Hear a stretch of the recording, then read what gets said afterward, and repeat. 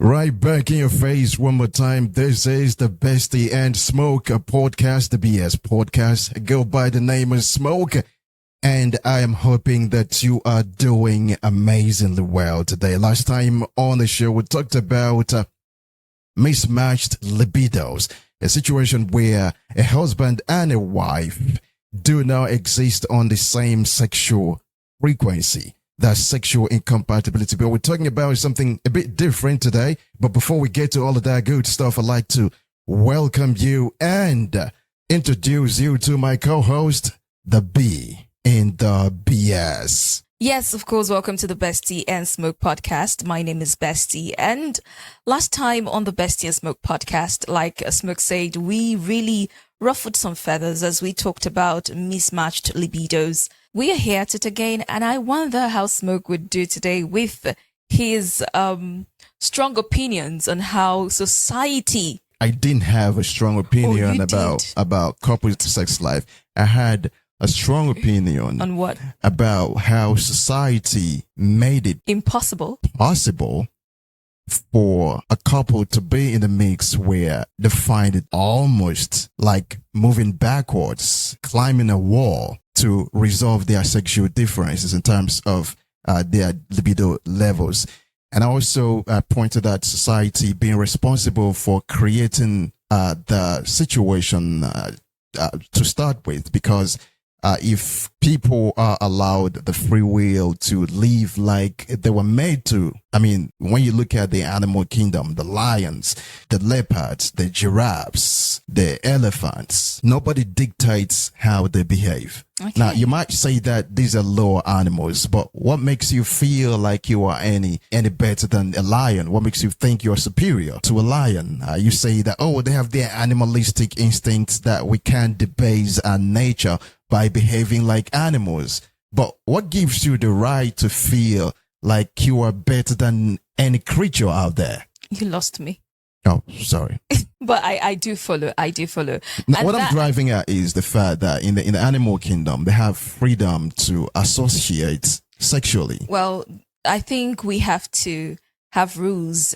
That's why we're humans, not animals. And but that's animals have rules as well. Well, we don't live in the jungle. That's what they say. We don't. Every single time. That is the response to that. But what differentiates a jungle from the animal jungle? Well, yeah. We don't live there is in less of a jungle than the animals. We kill each other every single day. I guess we're becoming more like we've never been any different from animals. This is Besty and Smoke podcast.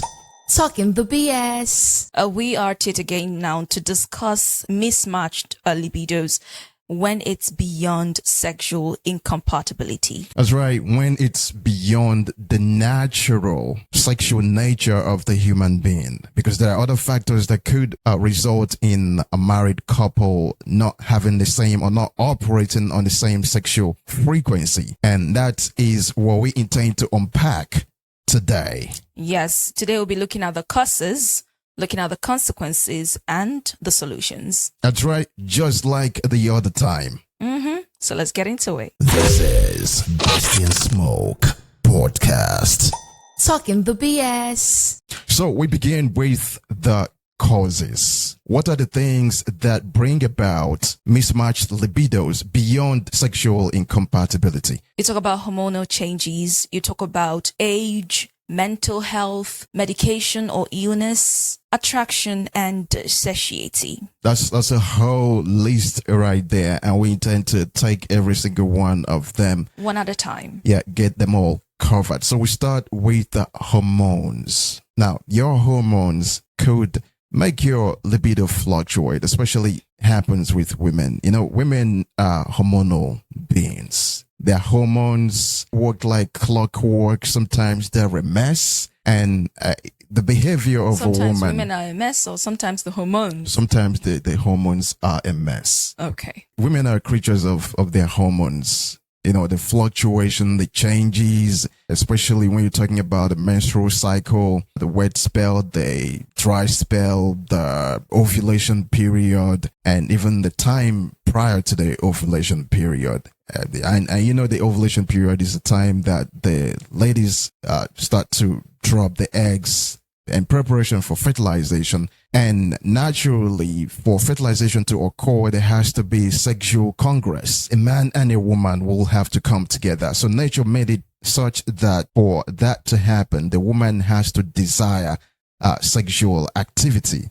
All right. So at that time, because of the changes in the hormones, those hormones that regulate the cycle of her body, shifting like clockwork, moving her from the ovulation to the post-ovulation to the pre-ovulation periods. Now, supposing she's in her ovulation period and nature has made it such that she would desire to be with a man. At that time, her libido will be at its peak. Now, imagine a woman in that state being with a man who, for some reason, for whatever reason, is not reciprocating or is not aligned to her libido level. There's bound to be a mismatch in their sexual drive. Absolutely. And this is one of the causes of mismatched libidos, beyond sexual incompatibility. And I think when it comes to hormones, I think it mostly affects the women, because you wouldn't say a man would be affected by such. No, men not regulated like that, but we still have our hormones, okay, but not quite in the same way that the women function. Yeah, but I think men are mostly filled with testosterone. That's why it's kind of, stuff and their thing. It's a sexual hormone. Women who have a bit of testosterone behave like men. That's where you get the tomboys, because some have an overly imbalanced hormonal level when it comes to estrogen, because the direct opposite of testosterone is the estrogen. Okay. Yeah. So when a woman has more testosterone than estrogen, she begins to act like a man. I mean, does she have a different sex drive to an average woman because of that? I don't think so. Okay, so that I'm not a doctor, so I don't really know. Okay. Safe to say. So just give me the This is Besty and Smoke podcast. talking the BS. All right, let's take it to the next cause, which is age. Yeah, age. Age is really a big deal when it comes to Sex. libido and sex drive, because the older you get, the funny thing is that the older you get, right from childhood, the older you get, the more sexually I think activated you I think become. this is what explains it. Okay, you're growing up. Your Yeah, sex you get is to your peak. It gets to the peak like this, and then it goes down. Yeah. So that's how to explain plummets. it. So that's how to explain it. That's right. It reminds you of what Shakespeare said about life being a stage. Everybody has their parts, their time when they come in and the time when they exit, the childhood and then the second childhood. So menopause in women, it's somehow like the doorway to the second childhood, because it happens around middle age. Yeah. And from there, you begin to experience a dive in your libido. Yeah. Because ovulation, of course. Of course, yes. You did talk about ovulation earlier, how that triggers a woman for her libido to be at the peak. And when a woman can't experience that anymore, of course, during menopause, it's natural for that to have a huge effect on the woman's sexual drive. As a matter of fact, menopause is such a big deal when it comes to women and their libido levels. It has a lot of effects on the woman, both on her psyche and everything related to how she feels and functions as a woman. And all of that is tied to her reproductive nature, the nature of a woman as a reproductive being. And you know that, believe it or not, the sexual life of human beings, the reason why, or part of the reason why we actually even engage in sexual activity to start with, is so we can procreate. So when you have the menopause, a woman's menopause upsetting that rhythm of reproduction, it definitely will upset her libido level as well. And the menstrual cycle, a woman's menstrual cycle is at the center of this whole thing. Yeah, because menopause upsets that cycle, brings it to a stop. Once a woman clocks around 45 towards 50, 55, that happens, and you see a cessation of the menstrual cycle. And that, of course, will cause the ovulation to stop. And you remember that we talked about how the ovulation period is the time when a woman is desirous of, or when a woman wants to engage in sexual activity. Where the libido is at peak. Yeah, the libido is usually at peak at that time. So a woman who is having her ovulation will definitely experience a high level of sexual energy and desire. But a woman who is in her menopause, who doesn't experience ovulation anymore, will have the lowest ebbs of sexual desire, because the thing that injects the zest, that drive to engage a man sexually, has been taken out. And this points a whole lot to the reproductive functions of the human species, of the human being. When people talk about how sex is all for reproduction, we argue it. I think that actually takes it home. Yeah, it drives it directly into the net, because menopause takes away the menstrual cycle. The menstrual cycle goes away with ovulation, which drives sexual needs in a woman to its peak. Yes. And with all of that going out the window, everything falls to the ground. I think that's nature playing a cruel joke on women as well. Yeah, it does, and it does play on men as well, because when men age, they also lose the drive, but it's not as certainty, as dramatic, as dramatic, as inevitable as the woman's. Yeah, because there are some 90 years old men who are still, but there are still there are some 60 years old women who are still up and riding the horse. Yes, but and of course there is a but. Yeah. The but being that you can't compare that to, you mentioned a 90-year-old man and you just mentioned a 60-year-old woman. How is that fair? How is that fair? Fair enough. Because a 90 years old woman would definitely not I mean, like, it's crazy to even imagine it. I think nature, in a way. But there are ways women can help themselves. There are creams.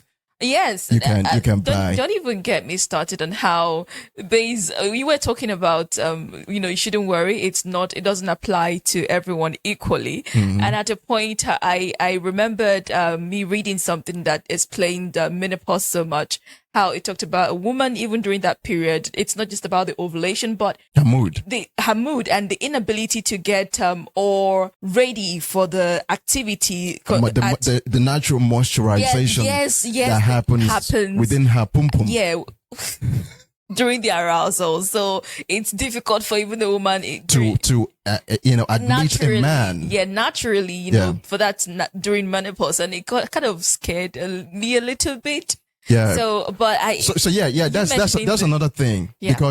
Because a woman experiences dryness down there, right? Sexual activity is bound to be a bit painful for her. A bit painful, and it's going to be awkward for the man as well. Awkward, and also not something you would want to look forward to. Anticipate. Yeah, it's not something you look forward to because of that. So the libido goes crashing to the ground again. And it takes every sexual excitement with it. Yeah. So I guess that's age for you.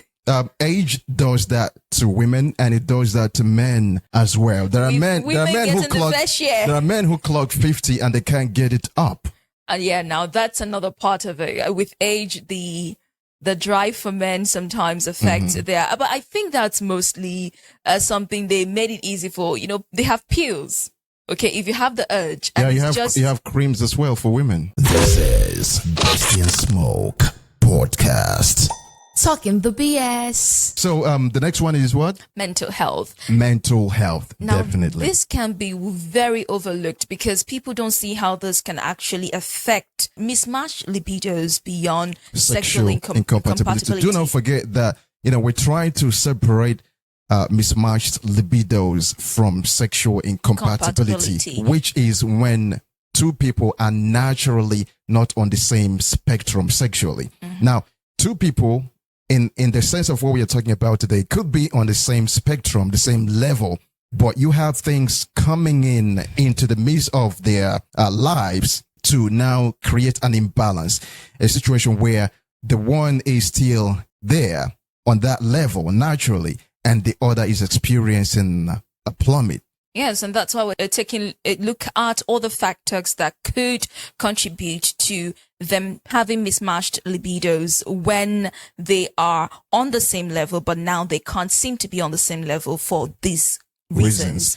Now, we spoke of menopause. Oh no, we spoke of hormones. We talked about age. Now we're talking about mental health, which, as I mentioned earlier, this is something people don't really pay great attention to. Now, mental health is one of the, strongest, if not the most underrated reasons why you'd have mismatched libidos with your spouse. You talk about depression. Depression in a way can really, really mess you up. You find yourself not being in the mental state of mind to even participate in any sexual activity. You lose interest. Absolutely. You talk about things like negative image of yourself, which is in a way still a mental thing.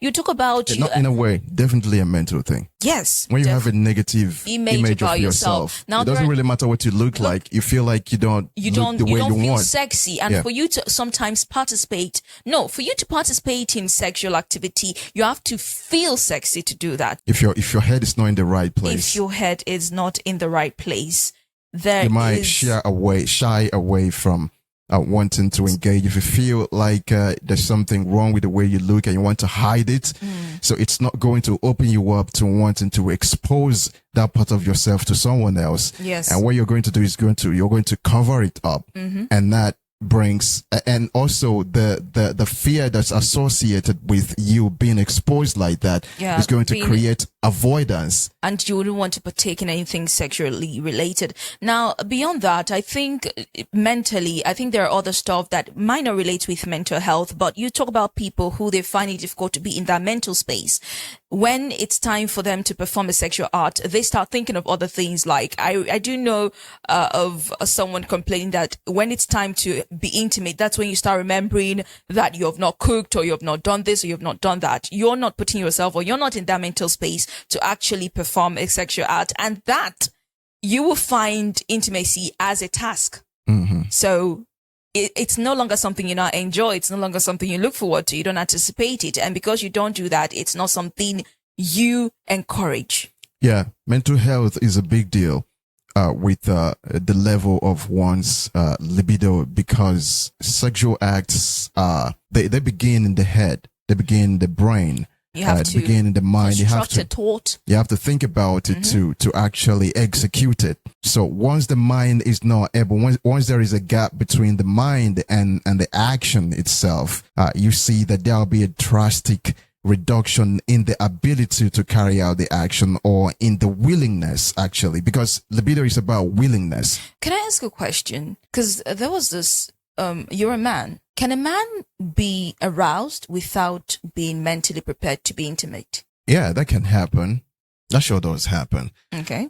Because there was this scene I remember in a movie where the man claimed, the woman said, "You are responsive, to my touch." But the man claimed that he is not in the mental space to be intimate. No, a man doesn't always necessarily have 100% control of his manhood. Okay. Now, this is not trying to take away a man's sexual agency. Okay. But sometimes, because of the way men are structured, I wanted to say created to be. Or built. Yeah. If I could just hate you, right?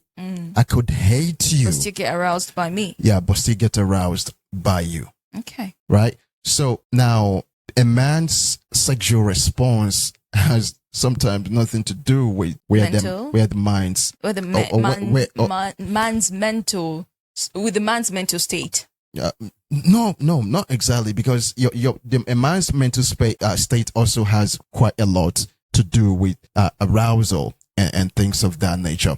It's complicated, It is really complicated. It's complicated, but not so complicated, because when you're thinking about you coming to touch me and I hate you, all right? Now, once you touch me in a certain place, I don't have control over how it responds. That's how sometimes some people ask, how can a man get raped? But men can actually get raped. Okay. Right? Because they have very little control over how their bodies respond to a woman's touch. But when it comes to the natural response to how the mind energizes or activates sexual acts, a man's mind is the greatest engine for the act of sex to occur, because a man has to look at a woman, imagine in his head the action happening for him to actually want to go there. Now, there are old men who can imagine all they want, but because happens. Age has set a gap between the mind and the action, they can't get it up. So that's why I said it's a bit complicated. Okay, I think you've done a great job uncomplicating it for me in Hopefully. a way. Yes, you have. This is Besty and Smoke podcast. Talking the BS. So let's talk about medication and illness. This is self-explanatory. Yeah, very, There are very some self-explanatory. Antidepressants that they just take a toll on your hormones, whether you're a man or a woman. It's just, and for someone who is ill, this is, You're not even thinking about you're not doing even thinking that. about it. So if your partner is not feeling fine or sick, you should know for sure that if there's The someone, libido is going to be on the floor. it's going to be dropped down. So you should know that it's not even something to think deep about. When someone is not feeling well, when health-wise they are not At their peak. at their peak, it's Their natural. body's not functioning the way it Yes. should. Whether it's they're not feeling well, okay, physically, or they're Mentally. not, or they're not feeling fine mentally, it's still the same thing. Now you talk about medications. There are some drugs that when a woman or when a man tells you that, oh, they don't feel like it's probably the drug they are taking, you start to think, are they for reals? Yeah, there are drugs like There are that. drugs that could mess up a man's, or even a woman's libido. There are drugs that change or bring down a man's potency. When you read the leaflet, right, you see that it tells you there that it can lead to impotence, Yes. Temporary. impotence. This is Besty and Smoke podcast. Talking the BS. Yeah, the last one, which is attraction and satiety or satiation. When you are satiated, when you are satisfied. I really want you to talk about satiation, how it can be a factor, because I still can't get it. But attraction, I can see, because I do know for one that if you stop finding your spouse attractive as they used to look, when Your you, libido will, yes, when you think, when relation you to look them, at that, when come you down. look at them, you don't get aroused, you don't get, in the mood. excited. There are different things that could make someone to not feel attracted. Certainly. To the spouse, quite a number of things. But the thing there is, you once found this person attractive, and at some point, if you stop finding the person attractive, it will contribute to you guys having mismatched libidos. Yeah, because the one you find less attractive might actually find you attractive, and they might want it all the time, but because you do not find them attractive, you don't want decline. it. You decline, and there is imbalance. Imbalance not because you still don't want intimacy, but Yeah, not because you do not want intimacy, but you do not want intimacy right them. now with this person. Yeah. Right? I do recall a husband addressing the wife that you come to bed stinking of spices. And when I want to touch you or when you want to touch me, it's almost like you want me to be intimate with the kitchen. So it's not that the man is not willing. It's not that the man is not, ready to be intimate with the wife or doesn't love the wife anymore. It's just that there are things. Yeah, you're blocking the attraction. Yes. And women seem to not understand this. This is Besty and Smoke podcast. Talking the BS. So you were asking me a question about satiety and satiation and satiety.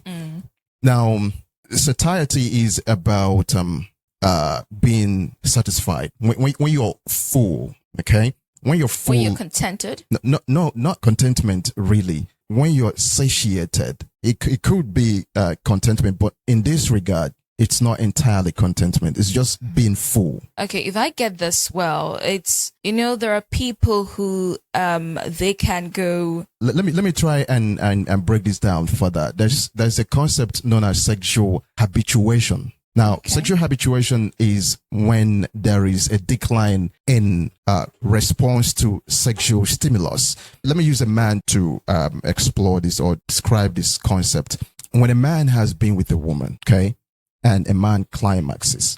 Okay. Now, the natural sequence of things is for a man to take a pause and go again. You go until at the point you can't go anymore. Now, that is satiety happening. Now, that whole process is habituation, sexual habituation, the point where you can't respond to sexual arousal anymore. Because you're satisfied. It's about a process that has taken its course, right? Okay, so whether mentally you'd like to go more, you just can't because... You can't go more because your body cannot do it. Now, there is this interesting thing, a twist, which is called dishabituation. Okay. A concept that reverses the process. It's a process where you now are able to get aroused again after having taken back the process. Suppose you want to heal. A man and a woman who have been together and the man is experiencing sexual habituation, not in the process of a momentary sexual engagement, but in the entire process of their sexual relationship, there is now habituation. The man cannot, he is satiated. He looks at his wife and he cannot think of engaging her sexually. Now, to undo that, you have to go back, right, and reactivate the ability of the man to respond to this woman sexually. Now, we were talking about the different reasons why a man could, or anyone actually, a woman as well, could feel unattracted to someone they previously were attracted to. There are different reasons, but this is not really what we are talking about now. Now, still on habituation, sexual habituation, there's this concept known as the Coolidge effect. Now, I'm diving a bit deep into this, I know, but just hold on. No, it's okay. I'm all for it. It's named after the president, I think the 30th president of the United States, Calvin Coolidge. Mm-hmm. He was born 18-something. Now, Coolidge, according to the story, Coolidge and his wife went to a farm. Okay. So, Coolidge was looking at cocks mating with hens. A male cock, chicken, male fowl. A male fowl or chicken. It's weird saying cock. But the cock was mounting the hens, mating with the hens, and she was stricken by this one cock going the rounds. And she told one of the maids to go tell Mr. Coolidge about this particular cock that doesn't seem to be exhausted. It's a joke she wanted to play on the man. Probably he was always getting exhausted in the bedroom. So now when the servant went to Mr. Coolidge, Calvin Coolidge, and told him about the situation with the cock, so Mr. Coolidge asked, was it just with one hen? And the servant said, no, there were several hens. And Mr. Coolidge said, go tell Mrs. Coolidge that there were several hens with one cock. So driving his own joke, the fact that I wouldn't be this exhausted if I could, be with other women. So now that got the medical world, okay, because it's actually a medical term, yeah. It's something that's quite popular. You can Google it. You can Google the Coolidge effect, Coolidge, the Coolidge effect, which is a natural phenomenon where a man can reach his habituation point with one woman, but can hop on another activity or action with another woman just because that woman is not familiar. Okay. So I think in this sense, it's familiarity breeds low libido. Oh, yeah. It's a concept that describes the man's sexual nature. And this goes to the heart of the whole argument about whether men are polygamous or monogamous.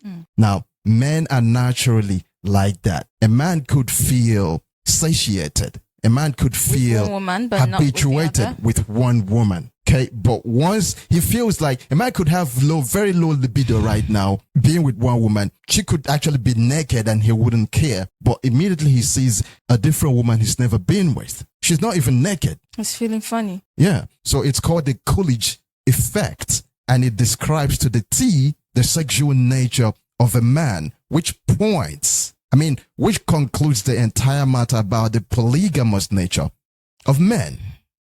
Men are naturally polygamous in nature. In the world of human society, a man is created to be able to mingle about among many females.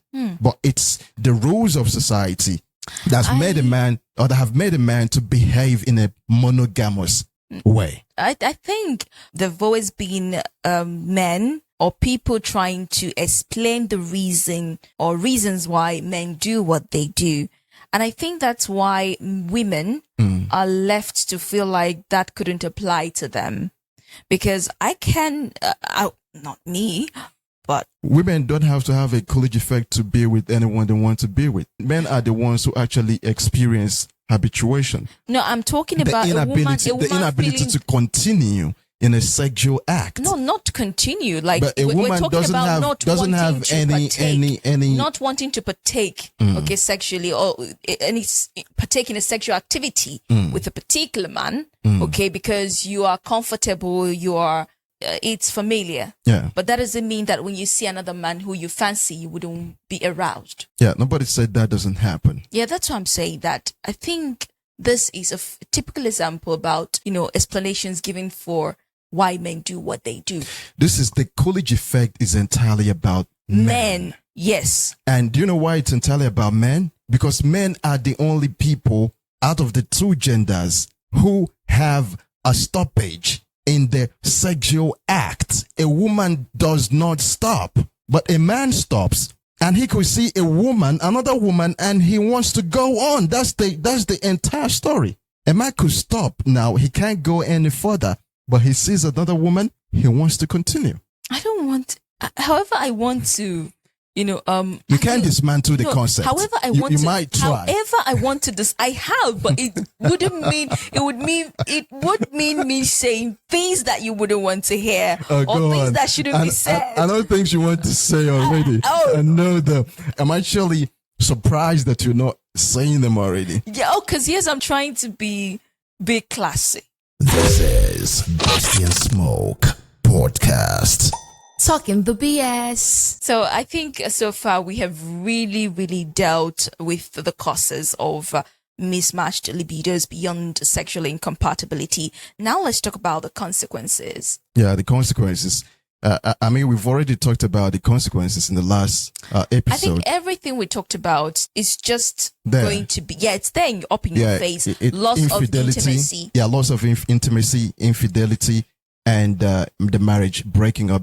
But in a lower degree this time, because this is not, it doesn't have to be permanent. Okay? The mismatched libidos. Beyond sexual incompatibility doesn't have to be permanent. But sexual incompatibility, your nature is your nature, right? But I feel like it's not supposed to be there. But if you don't do something about it, it's going to be there. It's temporary. For instance, if you're taking a medication for high blood pressure, for instance, okay, and it affects your potency as a man, once you discontinue, you go back to being the way you were. Only if you discontinue. If you don't discontinue, it remains like that. Or you can go for another medication that doesn't have those side effects. And with mental health, if you don't deal with it, it remains that way. Once you deal with the mental health, so it's temporary. It's not permanent. But for temporary sexual incompatibility, it's your nature. You can't change who you are. Yeah, temporary in the sense that it changes only when you do something about it. If you don't do something about it, it doesn't up and leave. Yeah, you what you're doing, you're not addressing the mismatched libido, because mismatched libido is an effect of something else. It's the outcome, the product, the byproduct of something else. Now, once you deal with that thing that engenders, that brings it into effect, it's going to automatically end, right? So you're not addressing it as a problem, but you are attacking the root cause, which is your mental health, which is your medication, which is your illness. And once that is taken care of, the side effects of the situation goes away. Okay, and but not in all cause, in all situations, like menopause, for instance. Of course, you can't. You can't. Just have you can't to find reverse ways that. to manage it. Yeah. Yeah. So that's actually it. So I think that takes us to solutions. This is Besty and Smoke podcast.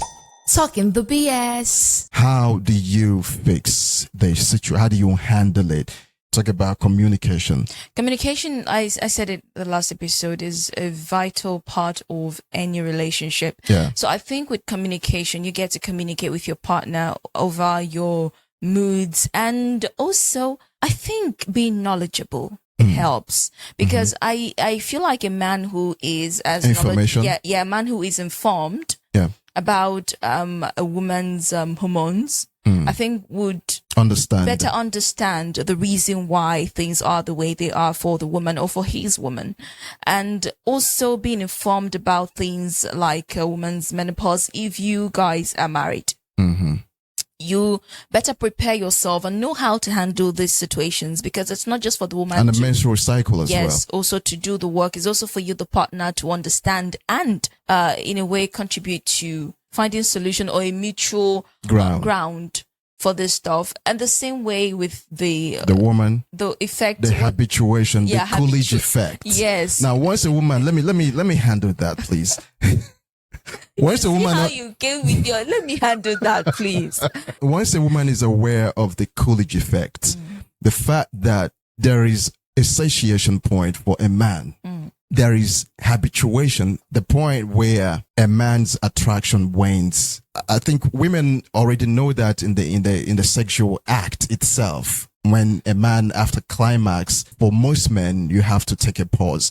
And after a couple of, engagements, a man can't engage anymore. Again. So that happens in the rhythm of the living that a man and a woman have together. And when a woman understands this and the Coolidge effect that's injected, she'll be able to better handle a man. And know, in that situation. And know that what a man needs. I know this might sound, some feminists will say that. That was intentional. That was nothing you tell me. You do not make such a mistake. That was intentional. It was not. That was intentional. I know you. It was not. That was intentional. No, that was a slip. Continue. No. Continue. So some lesbians, what is it Why called? are you trying to put these two words in the same sentence? Some feminists. I told you that was natural. No. Some feminists, that was a slip. Some feminists would say that, oh, we have to die for men. We have to always pander to what men want, to what men. You are already going there, Now, I believe that a woman who understands these things and understands how the sexual nature of a man goes will know, and also understanding the nature of a man as a polygamous, whether we want to argue this or not, but deep down in her heart and her soul, if she understands this, what she does is knowing that, okay, we can't grant you polygamy, but I can give you a sense of polygamy. I can give you a sense of something that actually satisfies your nature, because a human being's nature is a human. You can't force. Are you talking about role play? So the man. No, not necessarily. But okay, look at how you're dressed now, right? Let's say on the next episode you're going to dress differently. Now, every time you appear in a certain way, it creates a different environment. Okay, but when a woman ties her up all the time, when a woman is smelling of crayfish and ogiri and all of that, the kitchen stuff all the time, right? You see that it signposts itself in a man's head. Okay, and he goes out, and we live in a world right now, believe it or not, men are being assailed every day by the things they see, by women, young women, old women, literally running around naked in the streets, right? There's a whole lot of temptation going on out there. I know you're going to some feminists is going to say, oh yeah, now go pursue him, go pursue woman, go and they'll, all kinds of things, just to be right. I think for the general market, okay, men are actually the ones. I mean, how many male prostitutes do you see along the road? But anywhere you go, I think you see something for, set up for the man's eyes. Yeah, men are under attack. Right? Which men are under attack, and a wise woman will defend her tough, but by providing that which the man sees outside. Yeah, at home. I get that. Like you said, a wise woman should provide that for a man, because it has nothing to do with pandering to a man's every whim. No, it has nothing to do with that. I think it will make you feel desirable, because once you present yourself, not just for the man to feel like, whatever that he sees outside there, he can get it at home, you will feel desired. And if it's a good man that you're with, I think he will reciprocate that. And it's also you feeling good about your relationship.